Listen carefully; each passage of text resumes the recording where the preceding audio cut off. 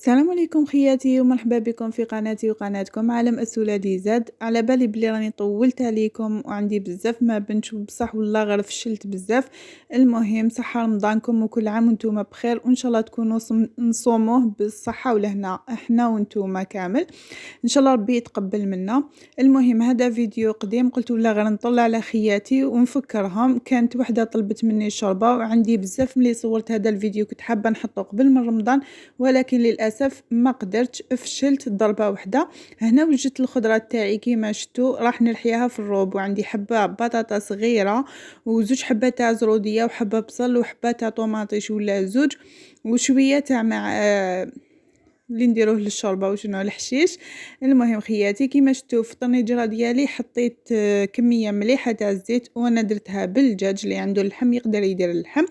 قليت شويه هذاك اللحم مع الحشيش تاع الشوربه ودرت لها النعناع تاني يابس وهذاك الخضره اللي رحيتها درتها وزدت لها طوماطيش مصبرانه كانت عندي كونجلي ودرت توابل خاصه بالشوربه والكزبر مرحي وراس الحانوت العكري الكركم شويه زنجبيل ودرت لها فلفل كحل كميه قليله برك وشويه تاع الملح. قليت بمليح تاخذوا وقتكم في التقليه باش تجيكم الشوربه بنينه وهذيك الخضره اللي رحيناها راح تعقد لكم الشوربه تاعكم.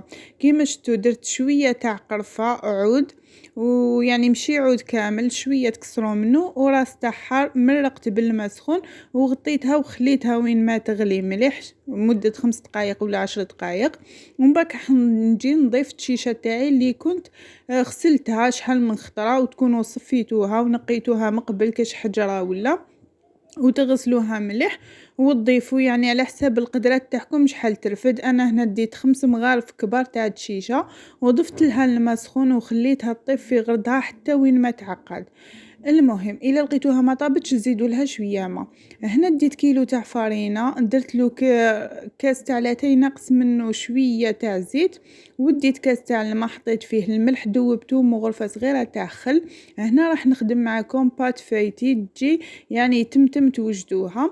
تبداو تبلوا في العجينه تاعكم بعد ما تبسوها بهذيك الزيت تبداو تبلوا فيها بهذاك الماء يعني تعجنوها اذا خلاص لكم تقدروا تزيدوا. انا درت لي كاس وشويه زدت لها شويه ماء كاس ونص واقيل حتى وين تحصلوا على عجينه تكون هكا تخلوها شويه شاده روحها ماشي طريه بزاف.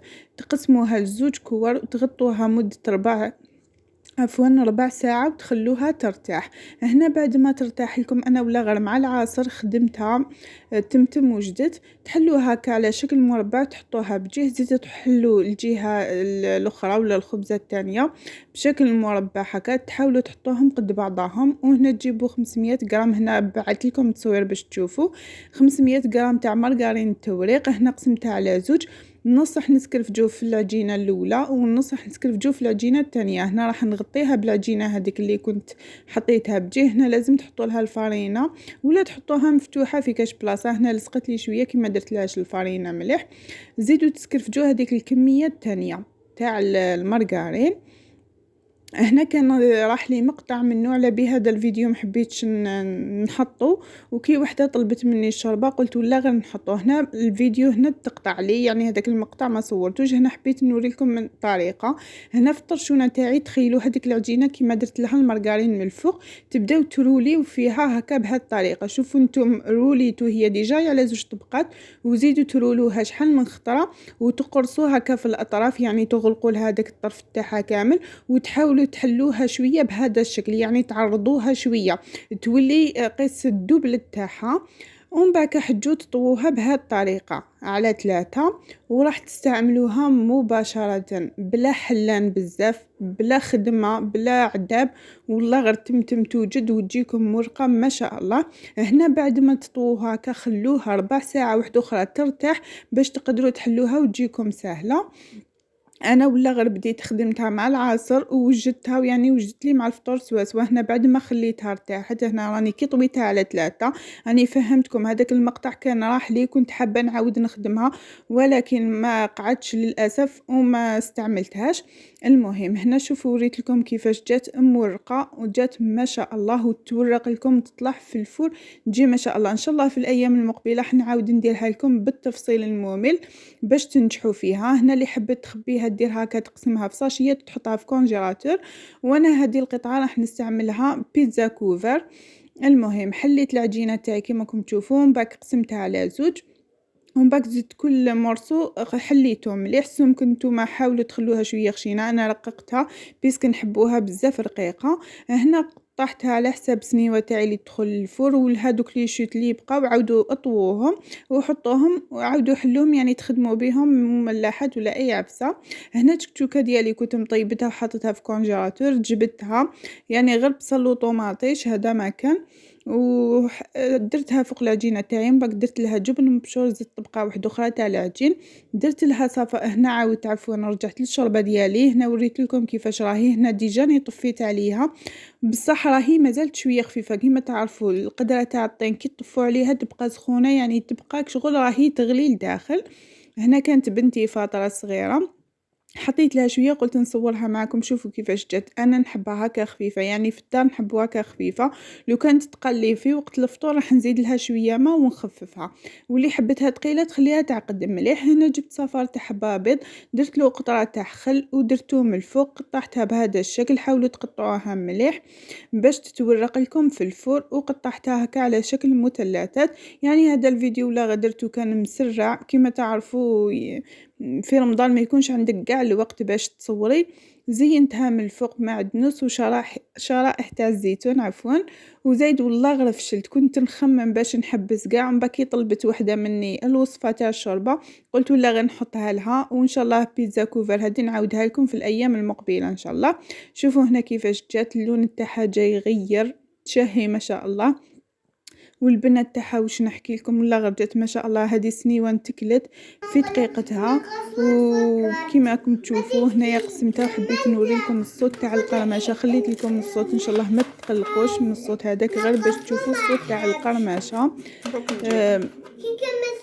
المهم اللي ما فهمتش ولا اللي حبت العجينه قولي عليها في الايام المقبله ان شاء الله، كي نفطروا ولا في الايام تاع اللي نكونوا صايمين الاخرين ان شاء الله حنديرها لكم. علاش لا.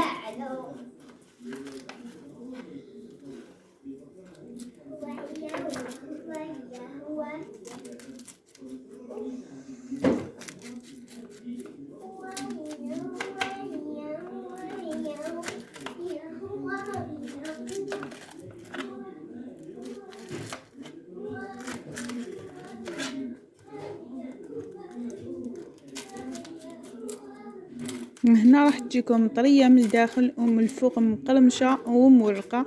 انا حليتها رقيقه، وكانت تحلوها شويه خشينه يبانوا لكم الطبقات خير وخير. احنا نحبوها كحاجه خفيفه، ما نحبوش حاجه تكون بزاف لداخل بالك تبقى معجنه ولا. وشوفوا هنا كيفاش جات تشهي ما شاء الله. البنه تاعها روعه خفيفه تذوب في الفم، جات مورقه تقول مسمن ولا ما نعرف شنو كي تاكلي.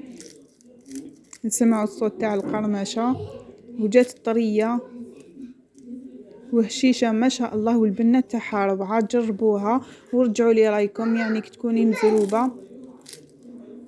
هذه الوصفه راح تهنيك. شوفوا كيفاش طابت، كيفاش جات مرقه خفيفه تدب في الفم ولا غير تدب في الفم ما شاء الله.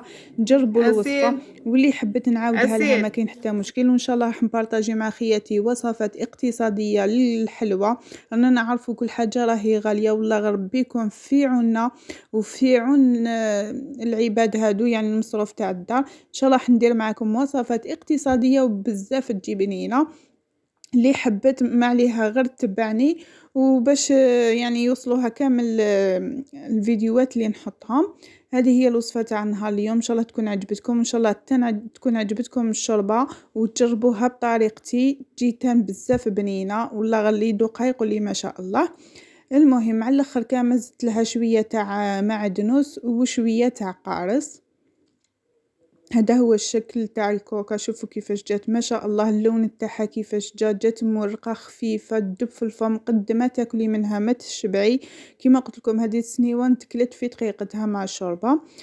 وهذه هي الشوربه تاعي راح نوريها لكم كيفاش جات. وبعد ما يعني حتى وصل وقت الاذان باش ناكلوها، شوفوا وقت العشاء شوفوا كيفاش راهي تقالت. اللي يعني كيما قلت لكم قدرة تعطين تبقى شادة سخانة وتكمل طيابها فيها. شوفوا كيفاش اللون جات حمراء وجات ما شاء الله. هكايا يعني مرة واحدة ماشي راح نولي للشوربة ديالي كي ترحي الخضرة مع الأول، يعني تكوني تهنيتي خير من ترحيها، يعني تحطيها طيب ومن بعد تجبديها وترحيها. انا ولادي ما يحبوش كي يلقاو هكا شويه زروديه ماشي مرحيه ولا بطاطا ولا هداك بصل وطوماطيش، ما يحبوش هادوك، يقولوا لي ماما نحيها لنا. يبا على جالهم وليت نطيبها هكا وتخرج لي بزاف بنينه وجاتني عمليه وتمتم يعني توجد الشوربه ديالي. هذا هو الشكل تاعها، شوفوا كيفاش جات حمراء ما شاء الله وعاقده، والبنه تاعها واش نحكي لكم. ما تنساوش التوابل تاع الشوربه راهم يتباعوا عند كامل اللي يبيعوا التوابل، تزيد لها بنه على بنه والله غير تجربوها تعطي لها واحد البنه ما شاء الله. ما تنساوش الحشيش والقارص. وهذا هو الشكل تاعهم النهائي. اللي عجبتها الوصفه ما تنساش وما تبخلنيش بجيم وكومونتير حلو كيما هي، وربي يحل اياماتك وساعدك ان شاء الله. وصحة فطوركم وصحة رمضانكم، نتلاقاو ان شاء الله مع وصفات جديدة تاع العيد ان شاء الله تكون سهلة وبسيطة. وماذا بكم ترفعوا لي القناة وتعاونوني باش نطلعها، وربي يعطيكم على حساب قلبكم ونيتكم. واللي حبت وصفات اقتصادية تاع الجاتو تقول لي، ولا وصفات معينين تعطيهم لي حنجربهم معكم وحنعطيكم رايي فيهم، ولا لا كنت نعرفها حنديرها لكم بمصداقيه. هذه هي الشوربه تاعي وان شاء الله تكون عجبتكم. ما تنساوش جام كومونتير حلو كيما نتوما وبارطاجيو. صحه فطوركم صحه رمضانكم والى الملتقى ان شاء الله. نحبكم، سلام.